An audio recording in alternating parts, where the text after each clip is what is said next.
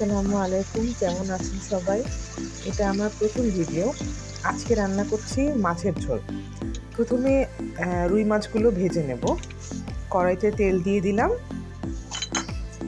তেল দেওয়ার পরে হলুদ মরিচ দিয়ে মাছগুলো মেখে নিলাম এবং মাছগুলো এখন আমি তেলের মধ্যে দিয়ে দেব।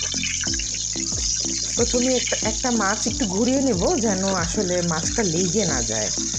তারপরে মাছের পিসগুলো দিয়ে দিলাম। এখন আস্তে আস্তে মাছগুলো একটু ভাজা হবে। মাছগুলো ভাজা হচ্ছে, এই ফাঁকে আমি আরেকটা কড়াইয়ে আরেকটু তেল দিয়ে দিলাম।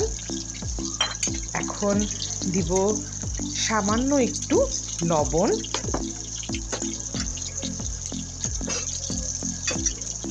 লবণটা যখন তেলের সাথে একটু গরম হবে তখন দিয়ে দেব আমি শীতের সবজিগুলো আমি ব্যবহার করব এই মাছের ঝোলে, যেমন আলু, গাজর, আরও সবজি রয়েছে। এই ফাঁকে মাছ ভাজাটা আরেকবার দেখে নিলাম। আর প্রথমে যেহেতু গাজর আর আলু একটু শক্ত সবজি, তাই ওগুলো একটু ভেজে নেব।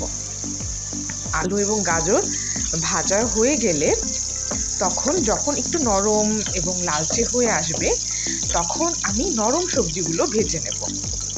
এখন দিয়ে দিচ্ছি সিম, তার সাথে ফুলকপিটা ভাজার আগে একটু লবণ গরম পানিতে ভিজিয়ে নিলে ভিতরে যদি কোনো পোকা থাকে সিমে কিংবা ফুলকপিতে তাহলে সেটা বের হয়ে আসে। আচ্ছা, আমি আলু এবং গাজরগুলো তুলে নিলাম যেন ভেঙে না যায়, তাই এরপরে দিলাম হচ্ছে ফুলকপি এবং সিম, এগুলো ভেজে নিচ্ছি। এরপরে কড়াইটা আবার পরিষ্কার করে তেল দিয়ে দিলাম। দিচ্ছি পেঁয়াজটা একটু হাত দিয়ে কষে নিলে জিনিসটা সহজে নরম হয়ে যায় এবং সুন্দর তাড়াতাড়ি ভাজা হয়ে যায়। এরপরে দিলাম রসুন, কাঁচামরিচটা দিব সবার শেষে। এখন আমি পেঁয়াজগুলো আর রসুনগুলো সুন্দর করে ভেজে নিব আস্তে আস্তে। আমার পেঁয়াজ এবং রসুন প্রায় লাল লাল হয়ে এসেছে, ভাজা হয়ে গিয়েছে।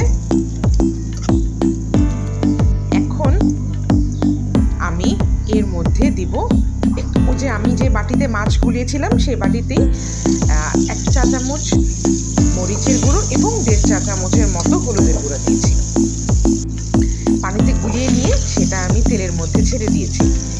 কষানোর পরে আমি বাকি ভাজা সবজিগুলো দিয়েছি। এখন সবজিগুলো অনেকক্ষণ ধরে কষাবো। লবণটা ফেলে দিতে ভুল করা যাবে না। এখন আমি সবজিগুলো ভেজে নিচ্ছি। একটু সামান্য পানি দিলাম যেন পুড়ে না যায়।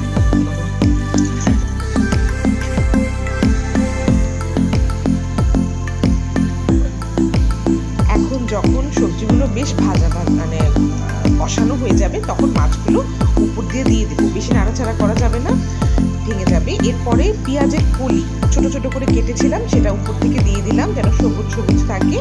সাথে দিয়েছিলাম কাঁচামরিচ। এই তো মাছ রান্না প্রায় হয়ে গিয়েছে, তরকারি থেকেও পানি উঠেছে এবং সামান্য পানি তো ব্যবহার করেছি। এবং তারপরে দিয়ে দিলাম ধনিয়া পাতা।